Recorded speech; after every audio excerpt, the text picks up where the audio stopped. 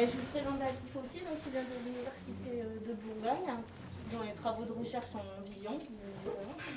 Et la spécificité de ces travaux, du moins de ce que j'en connais moi, s'est intéressé à des capteurs un peu spécifiques, type capteurs catadioptriques ou en lumière structurée, avec bien sûr beaucoup de liens avec la robotique. Et donc, si j'ai bien compris ce matin, c'est nouveau pour moi, mais un robotique agricole qui va nous présenter les travaux sur la robotique agricole. C'est ça. Merci Sylvie. Alors d'abord, bonjour à tous. Alors, je remercie Sylvie et son équipe de m'avoir invité. C'est un plaisir d'être là. Donc effectivement, je vais vous présenter une application à la robotique agricole. Alors moi, à l'origine, je ne suis pas roboticien, je fais de la vision. Alors au départ, un robot, c'était juste un support pour poser des caméras. Et puis dans l'équipe, et par mon parcours personnel, on a, comme l'a rappelé Sylvie, beaucoup travaillé sur des capteurs un peu atypiques, comme les capteurs omnidirectionnels, catadioptriques, la vision en lumière structurée. Et puis on a développé ça. Et il se trouve que pour la robotique, et pour la robotique mobile en particulier, une vision dite multimodale, utiliser plein de capteurs différents pour enrichir la connaissance de la scène explorée ou observée, c'est un atout. Donc on va parler un peu de vision multimodale, et puis un peu de robotique agricole. J'ai choisi pour aujourd'hui de partir vraiment de la base et des questionnements de base en fait. Quand on place un système de vision sur un robot et quand on place des programmes qui sont destinés à manipuler les données acquises, on est amené à se poser plein de questions en fait sur ce qu'est un robot, le rôle du robot, pourquoi la robotique agricole, quelles sont les conséquences, et plein de questionnements qui vont au-delà un peu du questionnement technique et scientifique. Et je vous propose de commencer par ça. Donc de se poser une première question qui est « Qu'est-ce qu'un robot ?» Alors tout le monde sait ce que c'est qu'un robot, tout le monde en a une idée. Alors parfois l'idée elle est un peu fantasmée, parfois elle relève plus de l'imaginaire que de la robotique réelle. S'il y a beaucoup de robotique un peu partout et de techniques robotiques un peu partout, il n'y a pas tant de robots que ça en fait. Et donc qu'est-ce qu'un robot ? Alors, dans l'imaginaire un peu collectif, le robot, c'est ça. C'est des humanoïdes ou des petits trucs qui ressemblent un petit peu à un animal, enfin des choses dont on est capable de reconnaître les caractéristiques, et puis qui savent un peu tout faire, qui sont capables de parler, de marcher, d'être complètement autonomes, d'être intelligents. Mention très bien au test de Turing, les deux. Et c'est le robot qu'on a. Mais ça, ce n'est pas le robot qu'on utilise couramment, et ces robots-là n'existent pas vraiment, ou pas encore. Quand on parle de robots aussi, on parle plus concrètement de ce type de robot. Alors là, j'ai mis un bras robot industriel typique. C'est la robotique un peu sérieuse. C'est la robotique qu'on trouve dans les usines, qu'on trouve dans les espaces de production, et c'est la robotique, quand on commence à faire des études de robotique, que l'on aborde en fait. Alors que cette robotique-là, et cette robotique-là, en fait, c'est la même chose. Et le fait d'avoir des applications concrètes, sérieuses, très ciblées, ne doit pas nous faire oublier que la robotique, c'est aussi ça. Et on va y revenir. Alors ça, c'est un robot aussi. Alors on ne sait pas très bien si c'est un robot, mais tout le monde le dit. Un drone, c'est un robot. Alors souvent c'est télécommandé, donc il y a très très peu d'autonomie. On met une caméra dessus, et pour certains drones, même si on appelle ça un robot, on pourrait le remplacer par une caméra lancée en l'air, c'est exactement la même chose en fait. Il y a très très peu de commandes, ou pas nécessairement de la commande. Évidemment, il y a des drones qui sont contrôlés, commandés, qui suivent des trajectoires, qui sont un peu autonomes, mais le drone, c'est aussi un robot, et c'est aussi un appareil, en fait, qui reste et qui est dans l'imaginaire quand on pense à cette discipline. Et puis le dernier que je vais vous présenter, c'est de loin le plus dangereux. Celui qui crée le plus de morts et de scènes de ménage, c'est celui-ci, le robot ménager. Alors ça, on appelle ça aussi un robot, donc c'en est un. Alors c'est un robot un peu plus frustre. On imagine bien que pour les humanoïdes, le drone, les robots sont équipés de perception. Et de perception qui doit être la plus intelligente ou utile possible. Là, il y a très peu de capteurs de perception. C'est un robot clos qui suffit à lui-même et dont on n'a pas besoin d'équiper avec des capteurs pour qu'il explore et pour qu'il devienne autonome. Si on remonte un peu plus loin en fait, dans l'histoire de la robotique, on voit que la robotique, si ce n'est les robots, a toujours existé en fait. Alors c'est le cas de presque toutes les disciplines scientifiques. On imagine une science avant d'avoir les outils mathématiques et technologiques pour la créer. Alors ce robot-là, je ne sais pas si vous le connaissez, c'est le chevalier mécanique de Léonard de Vinci. Ça c'est une reproduction qui est dans un musée à Berlin, et il date du XVe siècle. Donc Léonard de Vinci avait déjà imaginé des robots. Et donc la robotique existe au moins depuis le XVe siècle. Mais on peut remonter encore beaucoup plus loin. Est-ce que vous avez une idée de jusqu'à quand on peut remonter et quelle est l'école de pensée, on va dire, qui est à l'origine de la discipline? Vous avez une idée? La Grèce antique. La mythologie. C'est ce type, le premier roboticien, c'est Héphaïstos en fait. À l'origine, c'est le dieu du feu et de la forge. C'est Vulcain chez les Romains. C'est le fils d'Héra, qui est la déesse du mariage, et peut-être le fils de Zeus. En tout cas, Héra essayait de convaincre Zeus que c'était le fils de Zeus. C'était pas évident pour Zeus, qui l'a pris par le talon et qui l'a jeté dans la falaise. Donc c'était le dieu aux pieds courbes, boiteux, parce qu'il était handicapé de naissance, en fait, à cause de Zeus. Et si on lit les textes qui vont avec, notamment celui-ci, donc c'est Aristote, c'est la même période, il décrit typiquement ce qu'est la robotique. Donc la robotique est une discipline qui date de plusieurs millénaires. Homère décrit aussi, ça c'est la description d'Héphaïstos par Homère. Et pourquoi Héphaïstos c'est un roboticien? Parce qu'il a imaginé des robots. Il a fabriqué des bijoux, des automates, des armes, un trône d'or, et puis ses trois plus belles réalisations, c'est les 2 servantes en or, représentées ici. Le robot protecteur géant, qui est Talos. Alors depuis, Talos est devenu un acronyme pour un robot militaire américain. La grande joie. Et puis Prométhée. Vous connaissez Prométhée? La boîte de Pandore. Prométhée, c'était un être artificiel, créé par les dieux pour tenter Épiméthée, pardon. Et vous voyez que ce sont déjà des robots, ce sont déjà des machines intelligentes. Ça date d'il y a très longtemps, et déjà c'est complètement marqué en termes de genre et de sexualisation, en fait. Les femmes sont des servantes, des tentatrices, et les hommes sont des protecteurs. Donc ça partait plutôt mal. Ça s'est un peu arrangé, mais pas tant que ça, en fait. Donc soyez vigilants aussi à ça. Les sciences sont marquées de toute une idéologie qui n'est pas toujours visible, en fait, et qui mérite d'être interprétée. Alors ça, c'est les robots qu'on fantasme. Donc l'espèce de truc intelligent, un peu violent, qui va nous piquer notre boulot, qui va nous piquer qui va nous prendre le pouvoir, un peu comme dans la planète des singes, mais la planète des robots, ils vont dominer le monde. Et ça, c'est plus la robotique telle qu'elle est aujourd'hui. Ça fait un peu moins peur. Et on a un peu de boulot, encore, pour créer des robots qui nous surclassent et qui nous surpassent. Malgré des techniques qui sont complètement...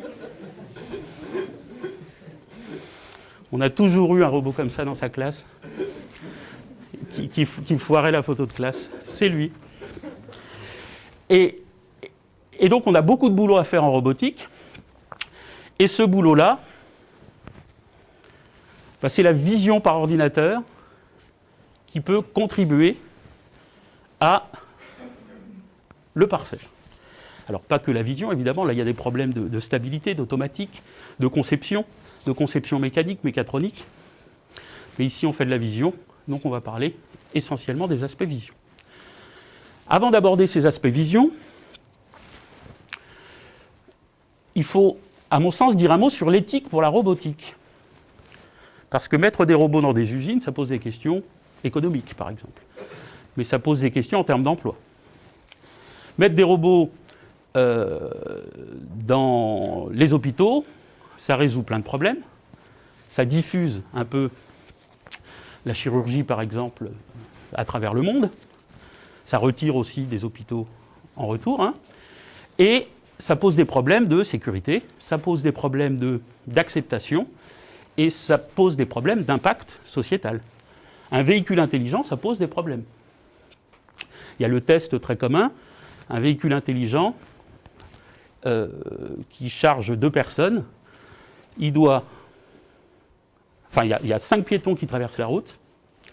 S'il va tout droit, il écrase les 5. Alors c'est l'inverse, il y a 2 piétons qui traversent la route, il y en a 4 qui sont dans la voiture. Si il va tout droit, il risque de tuer à 80% les 2 piétons, et si il fait une embardée, il se prend le mur, et il risque à 60% d'en tuer 5. Les 5 passagers. Quel est le choix que doit faire le véhicule intelligent? Ce n'est pas une question simple, et c'est une question dont la réponse ne dépend pas évidemment du robot, ne doit pas dépendre du robot, mais dépend aussi du contexte un peu social, économique, idéologique d'un pays ou d'une communauté. Alors l'éthique pour la robotique, et comme pour l'IA en fait, c'est un aspect qui est super important. Et si on revient aux bases de l'éthique, le premier qui a énoncé des règles, c'est Asimov. Alors évidemment, c'est très sommaire. Isaac Asimov, qui aurait eu 100 ans l'année dernière, il a édicté les 3 lois de la robotique qui sont bien connues.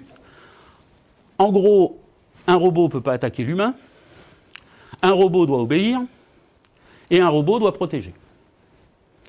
Alors ça, c'est des lois qui sont littéraires, voire littérales, assez peu scientifiques, et quand on les travaille un petit peu, on voit qu'il y a plein de contradictions en fait, et que ce n'est pas aussi simple que ça. Et que ce bel échafaudage-là, il n'est pas super stable.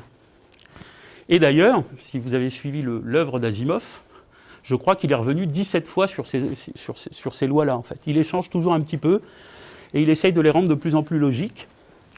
Et puis à la fin, il est arrivé à ça. Il a créé 3 lois et une loi 0. Il est ingénieur, hein. Ça explique. Et donc la loi 0 introduit le fait que même la blessure est interdite. Ça pose quand même des problèmes, mais le grand mérite d'Asimov, c'est d'avoir dit, s'il y a des robots, si ces robots interagissent avec l'homme, il faut réfléchir à cette interaction. Et cette interaction doit préserver l'homme, préserver le robot, mais l'homme avant le robot. Ça pose, aujourd'hui, que les techniques atteignent presque l'imaginaire, en fait. Ce qu'on pensait impossible il y a 100 ans est possible aujourd'hui, avec la construction robotique, avec l'IA, avec le traitement des données qui devient ultra performant. On est capable de faire des robots autonomes. Et un robot autonome, qu'est-ce que ça veut dire? Alors il y a ce développeur canadien qui s'appelle Brad Templeton, qui dit qu'un robot sera complètement autonome quand au lieu d'aller bosser, il ira à la plage. Donc ça, c'est un aspect un peu libertaire du robot. Et on imagine les robots en maillot de bain aller courir à la plage et puis abandonner l'usine. Donc ça, c'est très joli. Mais ça pose d'autres problèmes, en fait. S'il est autonome, il est autonome sur tous les aspects.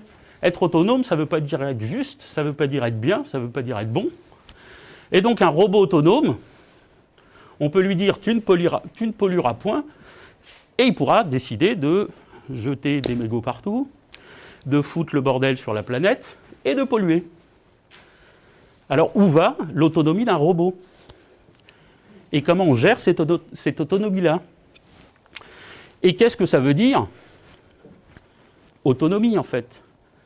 Parce que le robot n'est autonome que dans le cadre dans lequel on lui demande de l'être. À la fin, il a une base mécanique, il a une base logicielle, il a un programme, il a un comportement qui est autonome certes, mais quand même très cadré par ce qu'on lui donne et comment on l'alimente. Et donc le robot, il fera ce qu'on lui demande à la fin. Et donc le robot, pour qu'il se comporte bien, il faut des règles, qui soient des règles éthiques, des règles communes, des règles pour les chercheurs et des règles pour les utilisateurs, et des règles entre les deux pour les fabricants et ceux qui vendent les robots. Dans un contexte où on autorise à l'homme de tuer, alors je suis très schématique, le robot pourra tuer. Quand on l'autorise à polluer, le robot il pourra polluer. Il n'a aucune raison en fait de se comporter différemment de son créateur.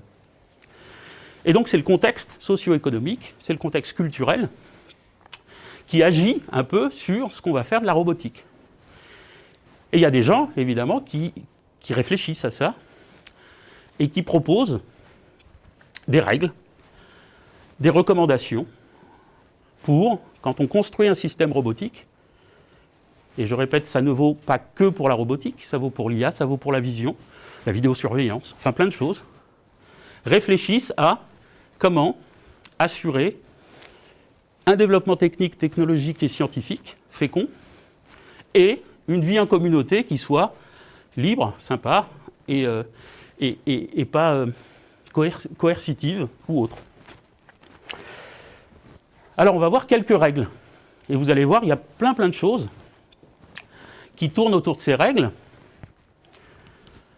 La première règle, ou la première question, c'est quel aspect on peut donner au robot. Alors ça paraît complètement anodin, mais ça ne l'est pas. On l'a vu déjà dès Héphaïstos, quel aspect on donne aux robots. Il y a les robots japonais hyper sexualisés, par exemple. Ça sert à quoi, en fait? C'est quoi le but? Dans l'aspect qu'on donne aux robots, il y a aussi une partie utilitariste. Quand on a transformé le cheval et le sillon en tracteur, on n'a pas essayé de faire ressembler le tracteur aux chevaux. Parce qu'il valait mieux mettre des roues, et des grandes roues, pour que ce soit tout-terrain, que 4 petites pattes. Donc ça, c'est un aspect. Et c'est l'aspect utilitaire de la robotique. Quand on veut intégrer le robot dans la sphère domestique ou éducative, on réfléchit beaucoup à l'aspect du robot. Il y a des études, il y a des travaux de recherche qui sont effectués sur l'apprentissage de la lecture, de l'écriture, souvent à un public difficile, enfin qui a des problèmes d'apprentissage, de la dyslexie, l'autisme ou autre. Et tout ça, on l'a étudié. Et on sait que pour faire confiance à son prof, il faut une certaine empathie. Et pour créer l'empathie avec une machine, il faut que la machine nous ressemble un peu. Donc l'aspect, il est primordial. On a très peu d'empathie vis-à-vis de sa tondeuse à gazon. Ce n'est pas un truc vers lequel on irait parler ou avec qui on irait échanger. Par contre, le petit robot Nao, il ressemble un petit peu à un homme, mais pas vraiment, il a une tête rigolote. Et ça marche très bien en fait dans les processus d'apprentissage. Au-delà d'une certaine ressemblance, vous en avez peut-être entendu parler, c'est la vallée dérangeante, l'Uncanny Valley. Au-delà d'une certaine ressemblance, en fait, il n'y a plus d'empathie, ça coupe. Et ça chute drastiquement. Parce que la perception humaine fait que, au lieu de voir les points communs, là-haut il a 2 petits yeux, il a 2 petites oreilles, donc ça c'est les points communs, on ne voit que les différences. Et les robots ultra-humanoïdes, très figés, en fait, ils glacent un peu le sang. Parce qu'on voit mécaniquement, en fait, et anatomiquement, c'est une reproduction parfaite, mais il manque des choses, il manque un peu de vie là-dedans, et ça devient très très dérangeant. Donc l'aspect du robot, c'est un point primordial aussi quand on veut installer des robots dans l'espace public, dans l'espace domestique.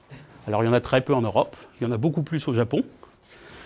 Et donc ça pose, rien que ce point-là, beaucoup de questions qui relèvent des préjugés, qui relèvent de l'utilisation du robot, qui relèvent de l'efficacité en fait des programmes et des applications qu'on déploiera sur le robot, parce que la forme du robot change à peu près tout. Alors évidemment, ça c'est plus évident, avec quel programme équipe-t-on le robot? Alors ce robot, normalement c'est avec un C. Je le dis avant. Alors comment on l'équipe? Et le programme, évidemment, pour nous, c'est du traitement de l'image, c'est de la vision par ordinateur, c'est de l'IA, c'est de la classif.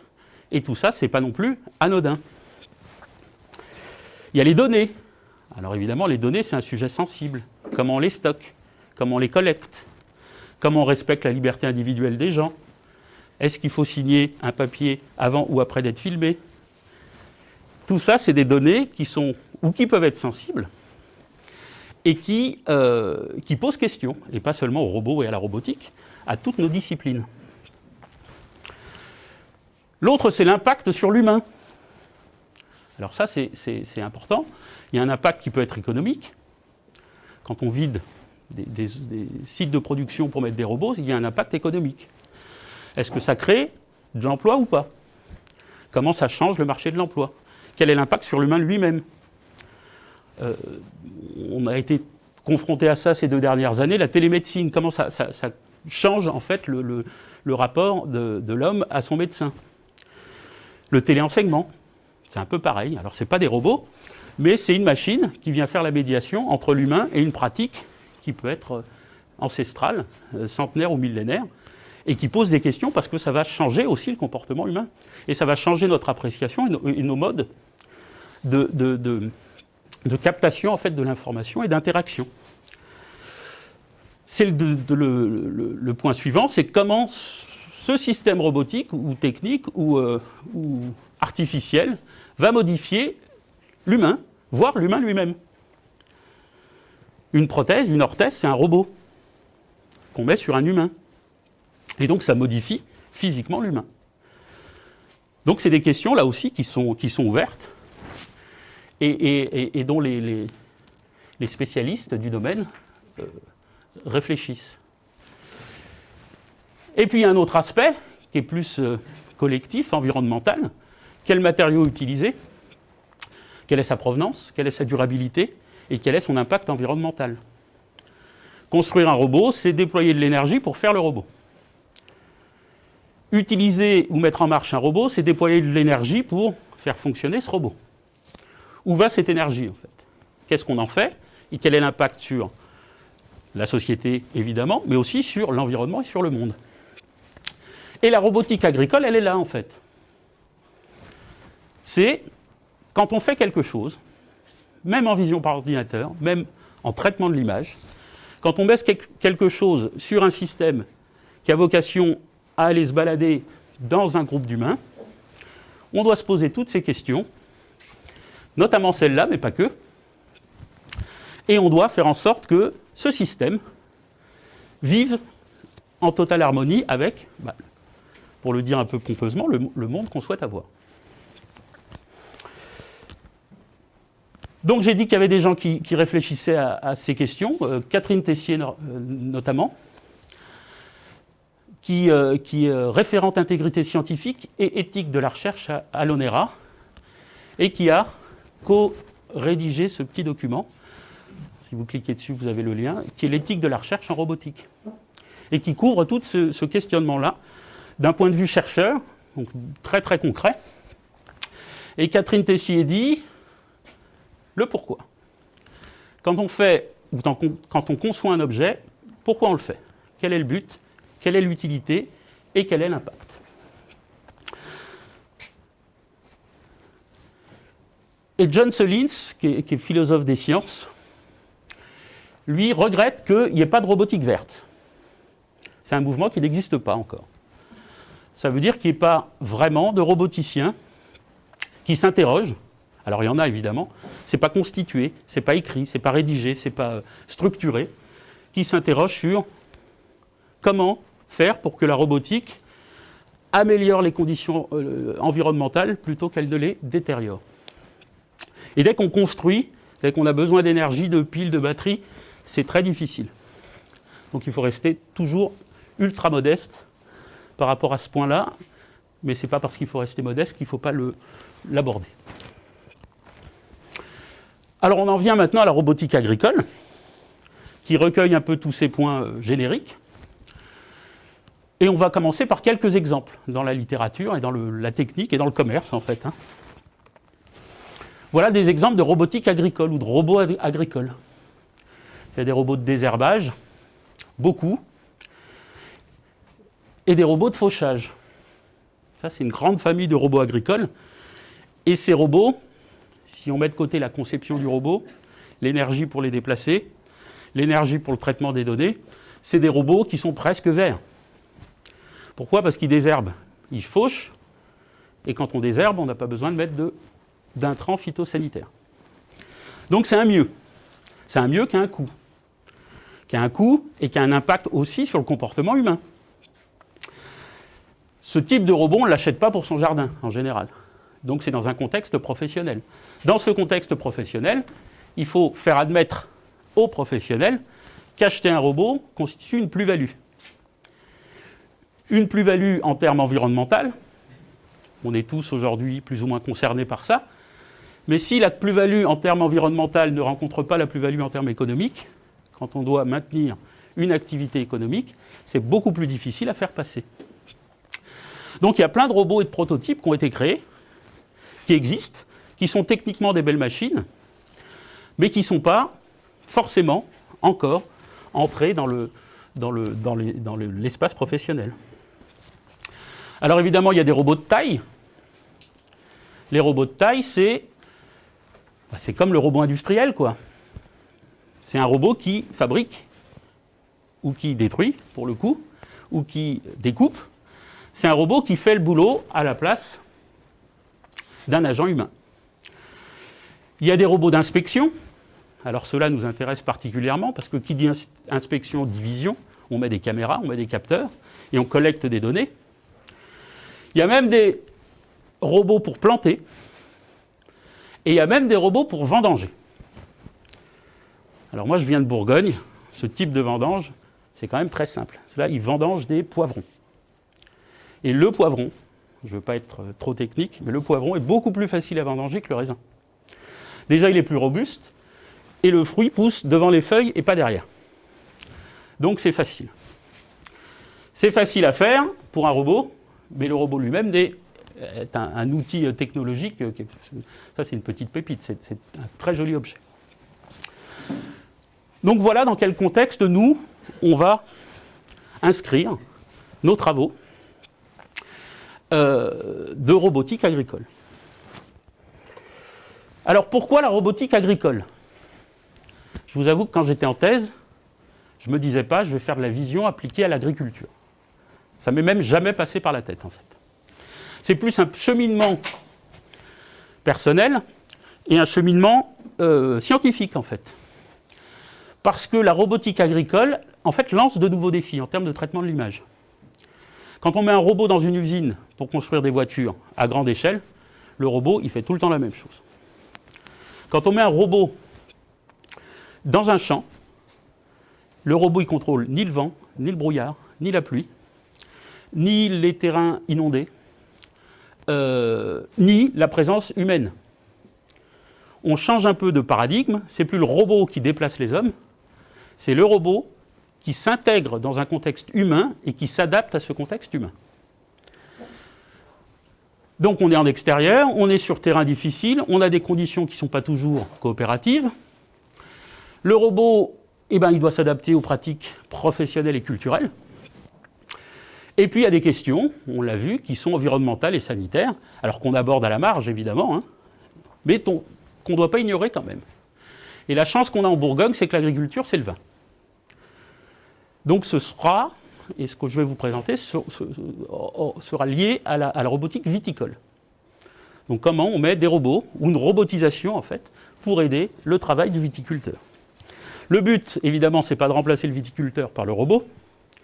On appelle ça du Coca-Cola et pas du vin. Mais c'est d'aider le viticulteur à faire le sale boulot, en gros, à réduire son impact environnemental, éventuellement, et puis à collecter des données qu'il n'a pas forcément et qui pourraient lui permettre de mieux analyser l'état de ses parcelles ou l'état de l'état de croissance de sa vie. Alors une petite vidéo que j'aime bien en fait, qui n'a rien à voir avec la robotique agricole, mais qui dit bien les enjeux de la robotique, alors en 3-4 images, les enjeux de la robotique quand elle est hors de sa zone de confort en fait. Donc ça c'est un robot dans sa zone de confort. Je ne fais pas le playback. Hein. Et un robot, dès que c'est sorti de cette zone-là, bah, tout devient très compliqué. Là, par exemple, il devait simplement tourner la poignée. Alors pour ceux qui ont vu Terminator, si Sarah Connor n'avait pas ouvert la porte, elle serait encore vivante. Parce que le robot n'est pas capable de le faire. Ça paraît tout bête. Alors évidemment, on sait ouvrir des portes avec des robots. Mais ce n'est pas si évident que ça. Il y a des problèmes de stabilité, des problèmes d'asservissement, des problèmes d'automatique qui sont très très complexes. Il y a des problèmes aussi de vision et de captation de l'information. Choper la cible, savoir comment elle est orientée, comment tourner. Enfin, il y a toute une boucle perception, décision, action qui n'est pas simple et qui doit être traitée. Et ces problèmes-là, on ne l'avait pas dans la robotique industrielle du XXe siècle, en fait. La robotique aujourd'hui, elle doit beaucoup plus s'adapter, elle doit être beaucoup plus flexible, plus intelligente, intégrer des aspects cobotiques. La cobotique, c'est la collaboration entre l'homme et la machine. Et donc tout ça, ça devient complexe et donc intéressant d'un point de vue scientifique. Un autre exemple, c'est la robotique chirurgicale. Évidemment, le robot ne devient pas chirurgien. C'est juste un outil pour que le chirurgien puisse travailler. Et ça demande évidemment des niveaux de précision très fins. Et des niveaux de sécurité et d'alerte aussi très robustes. Donc tout ça, ça participe de la robotique aujourd'hui et de la nécessaire, en fait, du nécessaire équipement des robots par des capteurs et par des programmes d'IA ou de traitement des données robustes. Alors nous, au labo, on s'intéresse à la vision multimodale depuis très longtemps. Donc on va en donner quelques exemples. Ça, c'est de la multimodalité. Au milieu, il y a une caméra industrielle classique, en fait. La caméra RGB, robuste, qu'on met sur les chaînes de montage ou autres. Et puis, en haut à gauche, il y a une Kinect, qui est un capteur RGBD, qui donne la couleur plus la profondeur. En haut à droite, il y a 3 capteurs multispectraux, qui ne vont pas rechercher le RGBD. Ces 3 capteurs-là vont chercher 9 bandes spectrales, en fait, différentes. Ce qui permet d'avoir une connaissance beaucoup plus riche de l'objet ou de l'environnement qu'on observe. Celui avec le grand objectif, c'est un capteur polarimétrique. Donc c'est un filtre polarimétrique qu'il y a devant. Et souvent, on rajoute une lentille télécentrique qui permet d'avoir des informations sur l'état de polarisation de la lumière, l'orientation et la forme de l'onde lumineuse. Donc c'est beaucoup plus riche que l'intensité lumineuse seule. Un capteur polydioptrique, donc plein de caméras ensemble. Polydioptrique, ça veut dire plein de centres focaux, en fait, qui sont assemblés et qui donnent une vue ici à 360 degrés. C'est la Ladybug, c'est ce qu'il y avait sur les Google Cars. Catadioptrique, donc là, c'est un miroir avec une caméra qu'on met en dessous, et le miroir réfléchit la scène à 360 degrés. Du fisheye, de l'infrarouge, de l'ultraviolet, tout ça, c'est de la multimodalité. Alors, quand on aborde chaque capteur différemment, on a un modèle pour le capteur, un modèle géométrique, un modèle photométrique, radiométrique, et puis des traitements. Quand on fait du multimodal, on essaye un peu d'unifier tout ça et de ne pas adapter son traitement uniquement à une modalité. Essayer de le rendre un peu général. Ça, c'est des exemples d'images.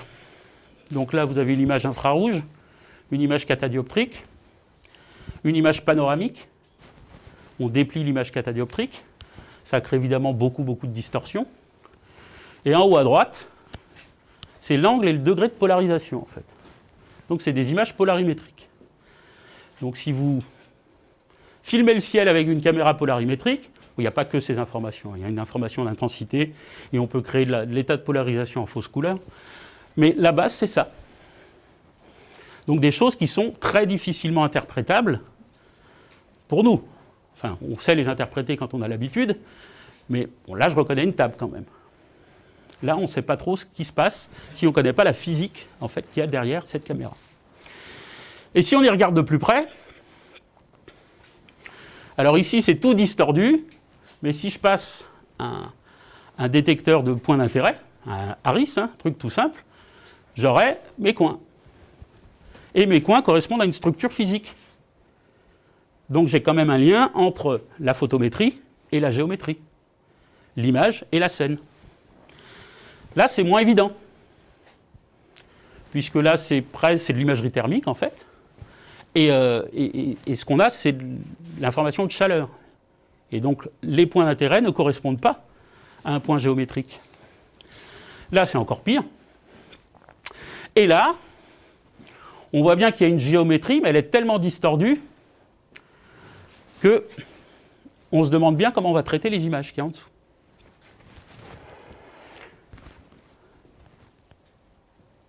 Alors, la vision multimodale, on va détailler un petit peu, ben elle a lancé des nouveaux défis à la vision par ordinateur. Tout d'abord, sur la question de modélisation en fait, de la caméra.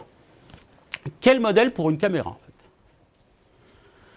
Est-ce qu'on utilise des modèles différents? Est-ce qu'on utilise le même? Est-ce qu'on est capable d'unifier les modèles?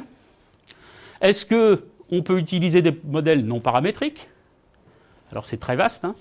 Les modèles non paramétriques, ça peut être à base d'IA, ça peut être un modèle clairement non paramétrique. Comment on calibre tout ça? Voilà. Tout ce qu'on sait sur la vision géométrique, comment on l'adapte aux différentes modalités. Alors à ce jour, évidemment, il n'y a pas de modèle unique. Donc on est obligé quand même de séparer les modèles. On a une grosse distinction, une grosse classification entre caméra centrale, caméra à point de vue unique, et caméra non centrale. Ça, on sait faire la distinction. Caméra centrale, il y a une focale. Donc tous les rayons convergent au même point. Caméra non centrale, il n'y a pas une focale, il y a une surface qu'on appelle la caustique, qui est le lieu d'intersection des rayons lumineux. Quand vous regardez une mer claire, vous voyez des zones de surbrillance dans le fond de l'eau. C'est les caustiques en fait, de la surface de l'eau. Et ces surfaces caustiques, qui sont le lieu de focalité en fait, de la caméra, nous apportent plein d'informations en fait, sur la géométrie et sur le modèle de caméra lui-même. Ici, c'est juste un petit exemple sur un des seuls modèles unifiés en fait, qui existent aujourd'hui, qui est le modèle sphérique. Alors ça, c'est basé sur des connaissances en géométrie projective assez connues, où toute caméra, avec un seul point focal, peut être représentée par une sphère. En fait, une caméra, c'est quoi? C'est un point focal, une sphère autour, et on va découper une petite zone qui correspond à l'image. Donc toutes les caméras centrales sont équivalentes, géométriquement.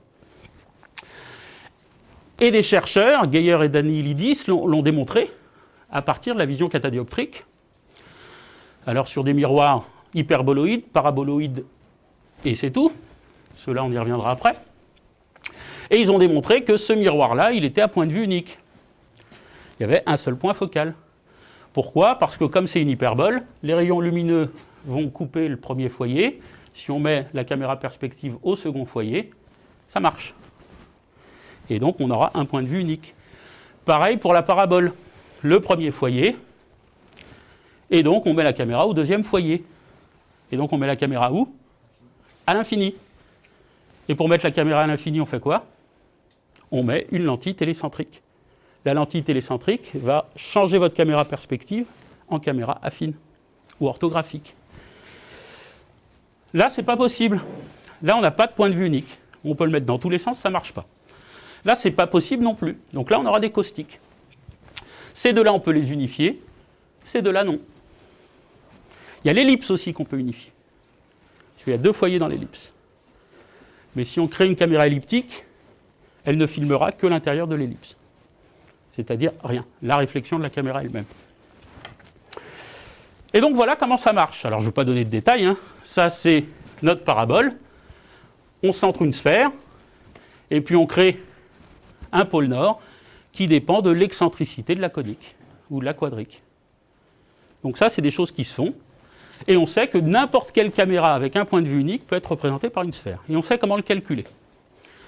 Donc on sait que si on a une caméra perspective plus une caméra hyperboloïde, catadioptrique, voire une caméra fisheye, avec quelques approximations, ces trois caméras-là, on peut placer des sphères autour, on calcule le rayon de la sphère avec ces petits outils mathématiques, et ça marche. Par contre, ça ne prend pas en compte plein d'autres caméras. Ça ne prend pas en compte les caméras linéaires. Ça ne prend pas en compte les scanners à plat, qui sont des caméras linéaires en mouvement. Ça ne tient pas compte d'un système stéréo. C'est quoi un système? Est-ce qu'un système stéréo a un point de vue unique ou pas, en fait? Si on prend le système en tant que système, il a deux points de vue. Donc c'est soit deux caméras séparées, soit une caméra stéréo à deux points de vue. Donc voilà, c'est juste pour vous montrer que la vision multimodale, sur l'aspect géométrique, il y a des questions. Certaines ont été abordées, et puis il y a eu des réponses, comme celle-ci. D'autres questions qui resteront, qui restent ouvertes en tout cas. Quel traitement? Alors là encore, je prends l'exemple de la vision catadioptrique, parce que c'est l'exemple le plus parlant. Les opérateurs classiques, quand je dis classique, c'est très classique, Sobel. Ils ont été développés pour des images CCD à pavage régulier rectangulaire. Votre grille CCD, elle est comme ça. On crée un opérateur comme ça. Si on place cet opérateur sur un miroir qui est courbe, ça ne correspond plus. Donc les traitements et les outils de traitement de l'image eux-mêmes ne sont pas adaptés à toutes les caméras. On peut les utiliser, ça donne des résultats, ça ne donnera pas des résultats qui sont optimaux. Si on revient ici, parce que c'est ce type d'image-là, on voit bien que la topologie de l'image, ce n'est pas un pavage régulier rectangulaire. On imagine bien qu'il y a des secteurs angulaires, des radiales, et puis des cercles autour, plus ou moins grands, et plus on va se rapprocher du centre, plus ils seront serrés, plus on ira sur l'extérieur, plus ils seront lâches. Ça veut dire que la résolution, elle n'est pas uniforme le long des radiales. Donc au lieu d'avoir un petit carré ou un petit rectangle, on a un bout de secteur angulaire. Et puis les pixels sont plus petits ici, je schématise, et plus gros ici. Donc il y a aussi un facteur d'échelle à gérer. Donc si on veut, en toute rigueur, adapter les traitements, il faut adapter les noyaux. Et donc là, c'était juste pour l'exemple. Hein. Ça, c'est un noyau carré. Il faudrait le transformer avec une fonction non linéaire qui permette de transformer le carré pour l'adapter à la topologie de l'image. Alors il y a des outils aujourd'hui beaucoup plus élaborés que ça. Hein. Là, c'est représenté ici. Vous voyez le pavage qui n'est pas le pavage de la grille CCD. Donc il y a un truc qui ne va pas entre les deux. Il y a des outils beaucoup plus élaborés ici. C'est juste pour vous faire sentir un peu les difficultés qu'il peut y avoir quand on utilise des caméras qui sont très différentes les unes des autres. Il y a l'appariement d'images aussi. Alors ici, c'est une image RGB. Ici, ça doit être une image IR. Elles se ressemblent, mais elles n'ont pas le même contenu. Donc quand on va chercher des points d'intérêt, il faut faire attention à ce qu'on cherche et comment on va les apparier. Il faut modifier parfois la fonction de similarité pour le faire. Là, c'est la même chose avec un exemple de mise en correspondance. Ces deux images sont différentes en nature. C'est vraiment pas la même information qu'on capte sur les deux. Même s'il y a des points communs, la silhouette, elle est commune, mais l'information dedans, le pixel, c'est deux informations complètement différentes. Donc il n'y a aucune raison qu'une fonction de similarité classique soit adaptée à ça. Même si ça marche ou si ça marchote. Si on revient à ça, si ça, c'est l'image de ciel là, on ne peut pas directement faire de mise en correspondance. Ce n'est pas possible. Donc il faut utiliser des outils qui soient adaptés à ça et qui prennent en compte le fait que entre cette image et cette image, il n'y a aucun point commun. Alors il y a un outil qui est ancien, qu'on connaît, c'est la calibration externe. Si les deux caméras sont rigides, l'une avec l'autre, on peut calculer la transformation, et on ne fera pas l'appariement, mais on fera au moins une superposition de l'image dans le repère de l'autre, enfin de l'image issue d'une caméra dans le repère de l'autre caméra. Il y a du recalage qui peut être fait. Ou l'idée, et c'est une idée qu'on va rapidement voir tout à l'heure, c'est d'utiliser une base commune en fait. Des informations qui sont communes à toutes les modalités, et puis recaler les images sur cette information commune. Et donc voilà, on en arrive pour finir au robot viticole. Alors quelques chiffres déjà. 4% de la surface agricole, c'est de la vigne, et c'est 20% des pesticides. Buvez du vin. Par contre, les surfaces certifiées bio ont progressé de 11%. Là, c'est des vieux chiffres, mais elles sont en net progrès. Le règlement aussi pousse vers une gestion un peu plus saine des produits phytosanitaires, notamment la baisse en dioxyde de soufre.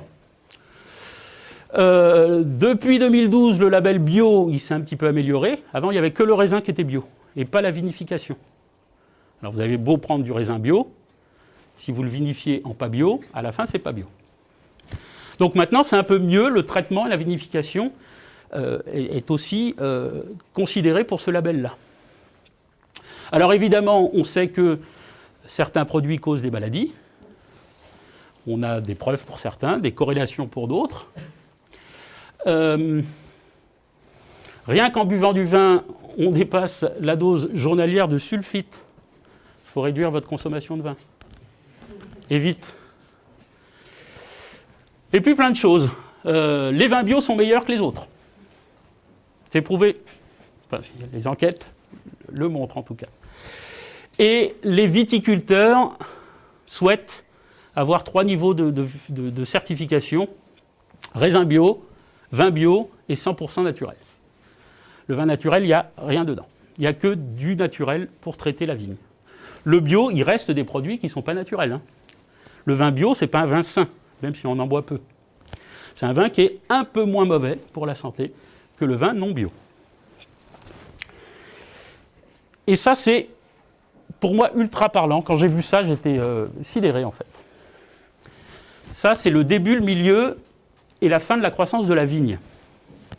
Les petits points représentent des méthodes de pulvérisation des produits phytosanitaires sur la vigne. Et cette échelle-là, c'est le pourcentage de bouillie intercepté par la végétation. Ça veut dire que pour ce système-là, on pulvérise 100 et il y en a 10 qui atteignent la feuille. Ça veut dire qu'il y en a 90% qui n'atteignent pas la feuille et qui ne disparaissent pas. En début de vigne, c'est normal, il y a moins de feuilles. Le mieux, c'est 55%. Ça veut dire que le système le plus performant, il y a 45% de pertes. Et plus on progresse, plus il y a de feuilles, mieux c'est. Mais ça reste pas top. Même en pleine croissance, le meilleur système, il n'y a que 80% d'efficacité en fait sur un produit phytosanitaire. Et ça peut descendre jusqu'à 50%.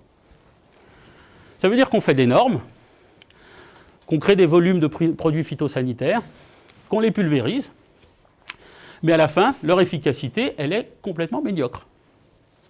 Si vous présentez ces chiffres-là sur un papier en IA, le papier n'est pas accepté. Hein. Ce n'est pas des chiffres suffisants. Et pourtant, ça marche. Pourquoi ? Parce que pour normer et pour mettre sur le marché un pulvérisateur de produits phytosanitaires, on ne considère que la sortie. En gros, si le pulvé, il pulvérise, c'est très bien. On ne lui demande pas de le faire bien, ni comment. Il faut qu'il y ait du truc qui sorte. Et donc ça, c'est un problème réglementaire. Et c'est un problème de normes.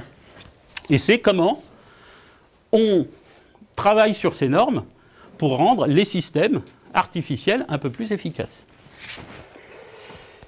Alors, nos objectifs, c'était avoir une meilleure connaissance du développement de la plante et de son état de santé, d'adapter les traitements phytosanitaires à cet état de santé, en cherchant à réduire les volumes, disposer d'une mesure objective de l'efficacité des traitements et disposer d'un suivi temporel de l'état de développement et de santé des parcelles.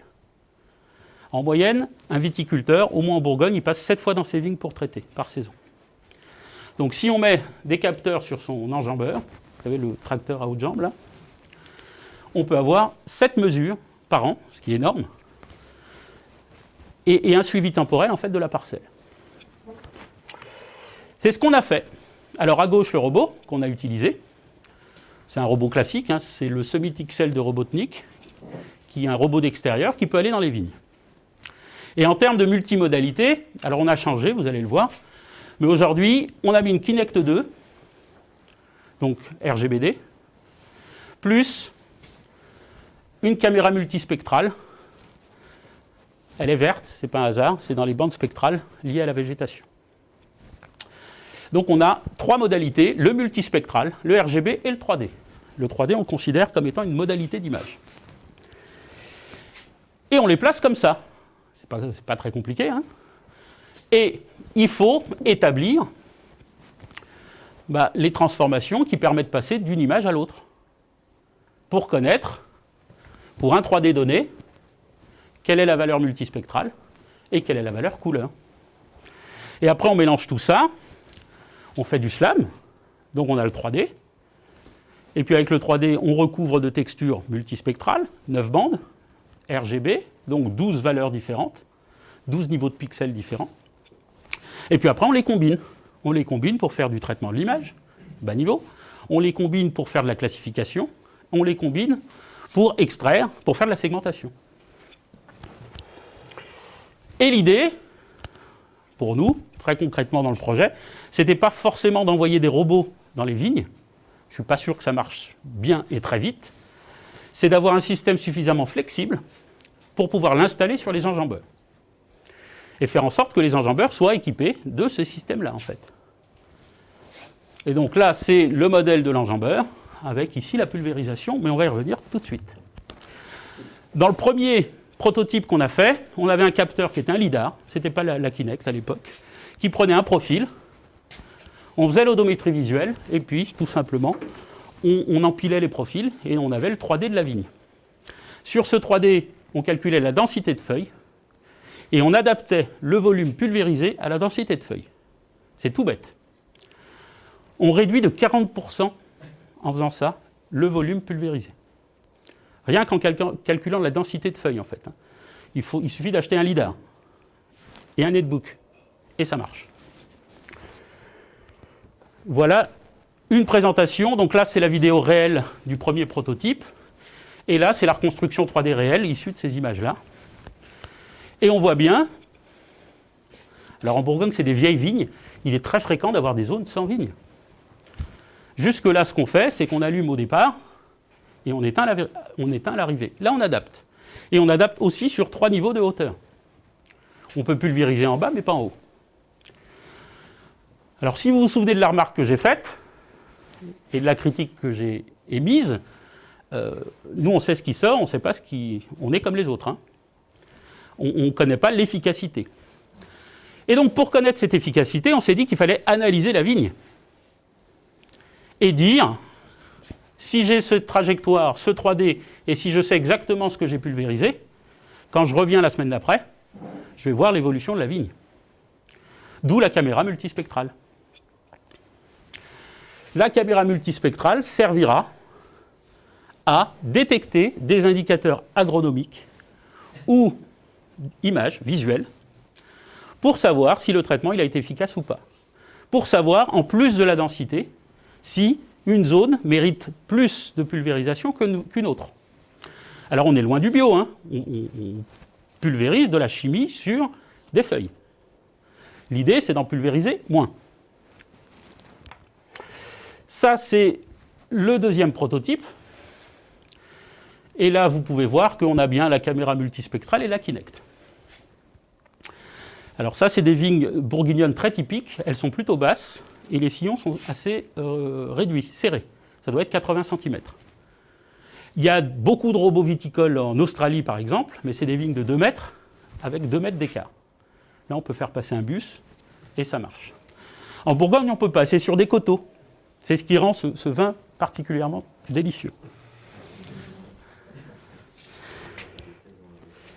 Alors, là, c'est illisible pour vous, mais tant pis. Ça, on ne va pas y passer 2 heures de toute façon, c'est la chaîne de traitement. Ça, c'est le multispectral, ça, c'est la Kinect. Qu'est-ce qu'on fait? On fait l'acquisition multispectrale. On sépare les 9 bandes. On les a indépendamment l'une de l'autre. La caméra multispectrale, elle va choper un super pixel avec chaque bande spectrale, en fait. Donc on les sépare. On fait du calibrage. On corrige notamment le flat field. Et comme c'est décalé, tous ces petits pixels, il faut les recaler. Si on a un pixel là sur une bande spectrale et un pixel là sur une autre, il faut décaler d'un pixel. Donc tout ça, ça se calcule. Et ça se gère, c'est très classique. Après, on interpole pour mettre du propre un peu dans ces images. Donc on a 9 bandes spectrales qui sont parfaitement alignées ici. Là, on fait le calibrage intrinsèque et extrinsèque. C'est une caméra multispectrale, donc les images ressemblent beaucoup aux images RGB. Donc on peut appliquer les techniques de calibration classiques. Et puis ici, on mesure des paramètres agronomiques. On va y revenir sur celui-ci. On peut en mesurer plein. Celui-ci, c'est le plus simple et le plus parlant, en fait. Et de l'autre côté, on a notre Kinect. Donc on a la profondeur et la couleur. On calibre ou on recalibre la Kinect pour avoir un peu plus de précision. On fait du SLAM. Donc on a le 3D. Le RGB et le D sont alignés par défaut, par le constructeur sur la Kinect, donc il n'y a pas de recalage à faire. Et puis on mixe tout ça, ce qui fait qu'on a notre 3D avec des mesures multispectrales, des mesures couleurs, voire plus.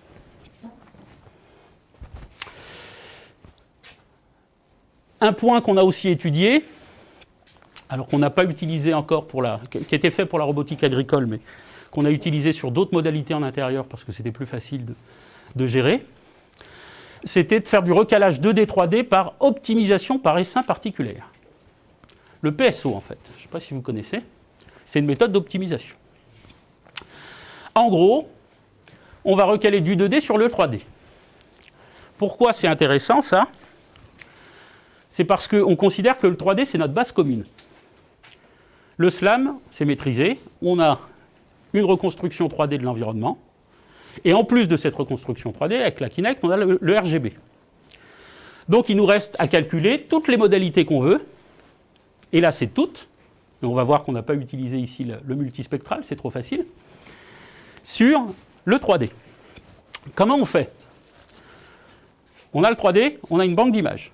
Une image, par exemple, infrarouge, multispectrale, polarimétrique ou autre. Donc on sait ce qu'on obtient. On va créer des petites particules. Ces petites particules seront des images virtuelles qu'on va mettre partout dans la scène. Ces images virtuelles, à chaque itération, elles vont bouger. Ça ressemble un peu aux algorithmes génétiques. Ça bouge, et puis on compare l'image virtuelle avec l'image réelle. Et quand l'image virtuelle et l'image réelle sont suffisamment similaires, on a la transformation pour passer du 2D au 3D, c'est-à-dire la position de la caméra par rapport à la scène 3D. On fait ça hors ligne, c'est un petit peu long, et on a le calibrage externe. L'avantage de faire ça, c'est qu'on n'est plus basé sur l'appariement de points d'intérêt, mais sur de la synthèse de vue. Et donc on est très robuste aux différences entre les images et à la différence de nature entre deux images. Donc là, on l'a fait en intérieur, avec de l'infrarouge, qui était prise dans ce modèle 3D, et puis les images virtuelles, telles qu'elles ont été calculées. Et donc on a pu repositionner cette caméra infrarouge par rapport aux images virtuelles. Et on a fait la même chose avec les images polarimétriques. Et donc c'est un système très très générique de recalage qui permet de recaler des images de nature très très différente. Et donc on peut utiliser en entrée n'importe quelle modalité, tant qu'on a le 3D, ça marche. Et le 3D aujourd'hui, surtout en robotique, on l'a partout, tout le temps. Donc on utilise le 3D comme base commune pour faire nos recalages d'images de modalités très très différentes. Alors un exemple, ici c'est le NDVI dont je parlais tout à l'heure. Donc une petite vidéo qui n'est pas exceptionnelle, qui colle le NDVI au 3D. Donc c'est juste pour montrer que n'importe quelle image et n'importe quel calcul entre les images peut être recalé sur le 3D. Et le NDVI, c'est un des indicateurs agronomiques qui est utilisé, qui quantifie l'intensité de vert. Et donc l'intensité de vert, on fait simplement la différence entre le proche infrarouge et la lumière rouge. L'intensité de vert nous donne, enfin est très fortement corrélée à la présence de chlorophylle.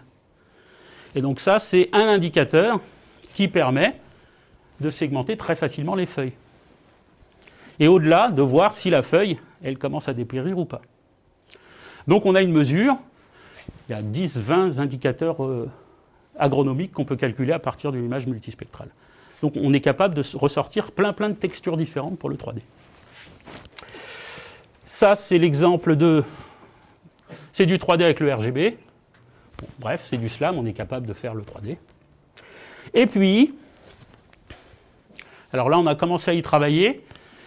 C'est utiliser, évidemment, l'IA pour classifier en ligne l'état de santé des feuilles. Donc l'idée, c'est de partir avec des images RGBD et puis compléter au fur et à mesure avec les images multispectrales. Donc là, c'est juste une petite vidéo exemple qui nous détecte si les feuilles ont la jaunisse, quand elles jaunissent, s'il y a du mildiou, s'il y a des déficiences, des trous, des choses comme ça. Et puis ça détecte aussi le raisin. Donc on a, là, il n'y a pas de travail, hein. On a utilisé un réseau de neurones, on l'a alimenté avec les images, juste pour voir ce que ça donnait. Et en fait, ça marche très bien. Ce qui nous fait penser que, en rajoutant des modalités, et en travaillant un peu sur la structure du réseau, et puis en adaptant tout ça, on peut avoir une analyse en ligne, en fait, de l'état de santé de la vigne. Et donc l'idée à partir de maintenant, c'est de dire, j'ai un robot, il pulvérise, j'ai du 3D avec plein d'informations complémentaires, je peux aller dans le 3D, parce que là c'est recalé au 3D, donc là j'ai l'information 3D de chaque zone, je peux aller dans ce modèle 3D, aller rechercher les problèmes. Le viticulteur peut se rendre évidemment sur sa vigne pour contrôler l'efficacité du système. Et puis, à la prochaine passe, je vais adapter ma pulvérisation ou la nature même du produit que je vais pulvériser au type de maladie qu'il y a. J'aurai des cibles en fait. Donc première passe, elle est complètement neutre. Deuxième passe, il y a des cibles. Et je pourrais aussi analyser, en fonction cette fois-ci de la densité de feuilles, si on est capable si on traite bien, même quand on ne pulvérise pas tout le temps. Et ça, on ne le sait qu'à la fin des traitements quand on a la production de vin, en fait, hein, et l'état final de la vigne. Hop, je vais m'arrêter là. Donc, en conclusion, les aspects robotiques et multimodaux nous permettent d'avoir des applications qui sont déjà intéressantes d'un point de vue technique, scientifique. On doit s'adapter et on doit adapter la capteur et la capture au type de scène. C'est déjà une chose. On doit s'adapter aussi aux pratiques et aux humains qu'il y a là, qui sont sur site. Quand on envoie le robot dans les vignes, on ne dit pas au viticulteur de rentrer chez lui. C'est le robot qui doit s'arrêter quand il y a un viticulteur, qui doit couper les camions. Enfin voilà, il y a tout un travail à faire qui prenne en compte le travail humain qu'il y a autour. On doit rendre les données disponibles et facilement lisibles par l'utilisateur. Dire, comme sur la vidéo, qu'il y a du raisin 0,8, ça ne veut rien dire pour le viticulteur. Il s'en fout en fait. Il y a du raisin ou il n'y a pas de raisin. Faire une chaîne qui permette de gérer la rétroaction en fait, entre le traitement, son efficacité et le résultat final, c'est une fin en soi. C'est un outil intéressant. Ça ne règle pas le problème des pesticides. On en pulvérise moins, mais on en pulvérise toujours. Donc là encore, dans un cadre éthique, Est-ce qu'il vaut mieux être très radical et dire on ne pulvérise plus, ou on va pulvériser moins, quitte à pérenniser la pratique? Ça, c'est une question qui est ouverte, qui va au-delà de la robotique et au-delà des aspects vision par ordinateur. Et c'est à peu près tout, et je vous remercie pour votre attention.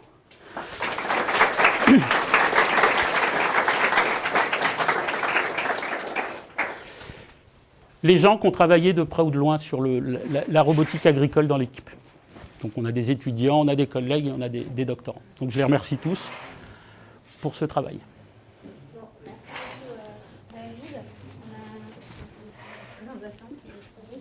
On a un petit peu de temps pour les questions, donc allez-y.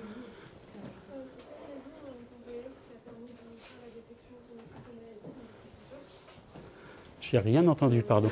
Je commence à être vieux en fait.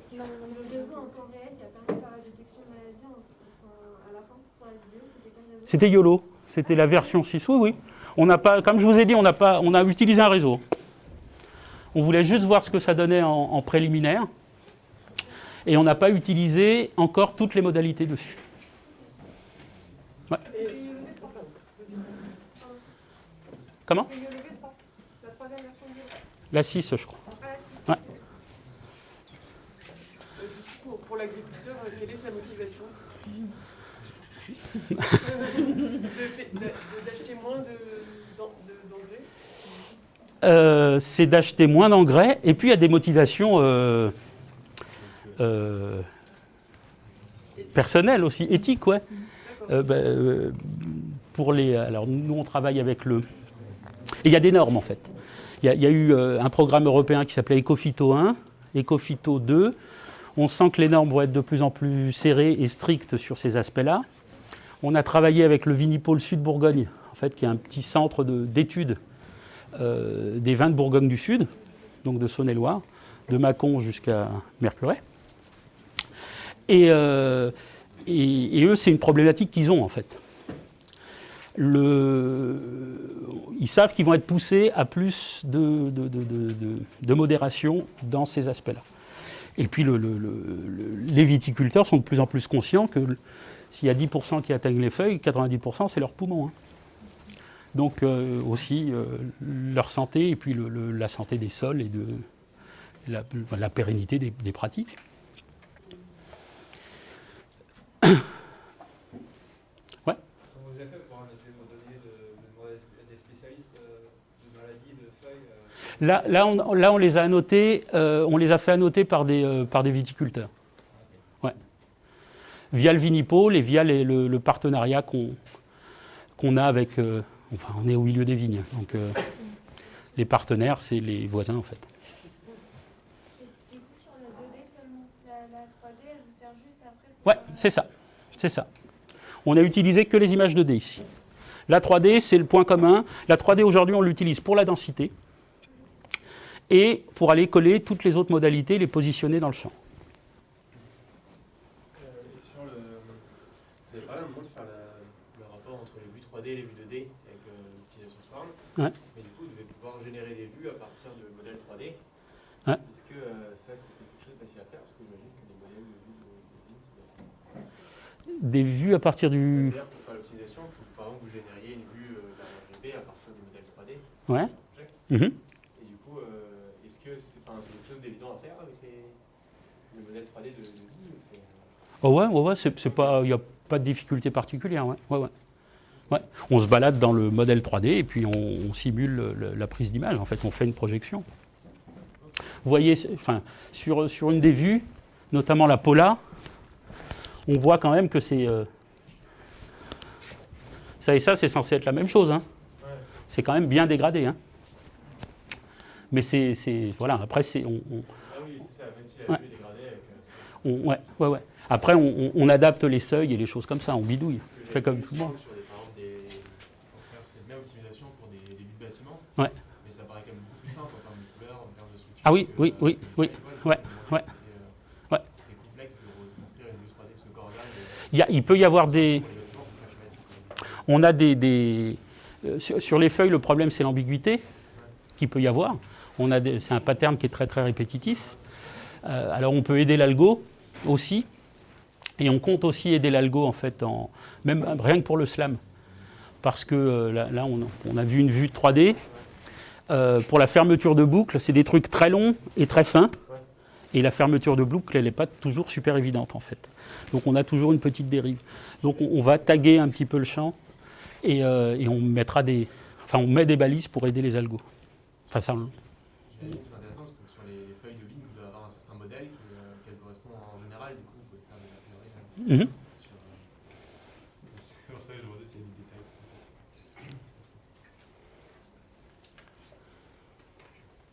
Question qui n'a rien à voir. Vous aviez parlé de caméras catadioptriques à un moment. Ouais. Est-ce que vous envisagez d'en utiliser couplé à d'autres caméras pour avoir des informations de nature différente? pour ici, Oui, par exemple.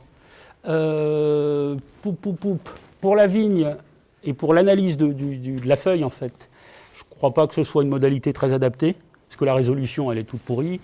Ça va distordre des choses qui sont déjà compliquées et répétitives. Par contre, ça peut être utile pour... Alors c'est très marginal, hein, peut-être pour la localisation. Alors en extérieur, Alors ce qu'on avait essayé de faire, mais c'était un projet qui était un peu à côté, c'était d'utiliser des caméras polacatadioptriques. Donc on avait un filtre polarisant devant le miroir, enfin sur la caméra. Ce qui fait qu'on avait une vue polarimétrique à 360 degrés. Et dans cette vue polarimétrique à 360 degrés, on voyait le ciel, c'était dirigé vers le haut. Et on détectait facilement le soleil, parce que ça polarise la lumière d'une certaine façon, comme les abeilles en fait.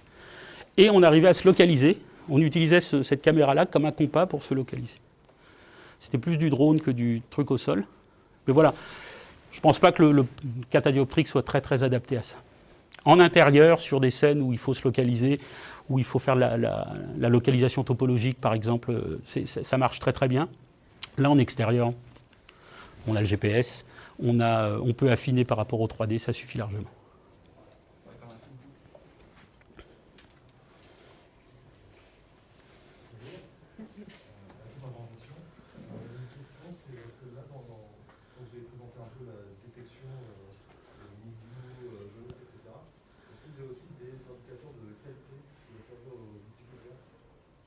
Par exemple, est-ce que la vigne, cette partie de la vigne avec le GPS aura besoin de plus de traitement ou d'arrosage, etc., et permet d'avoir une meilleure qualité, un meilleur rendement?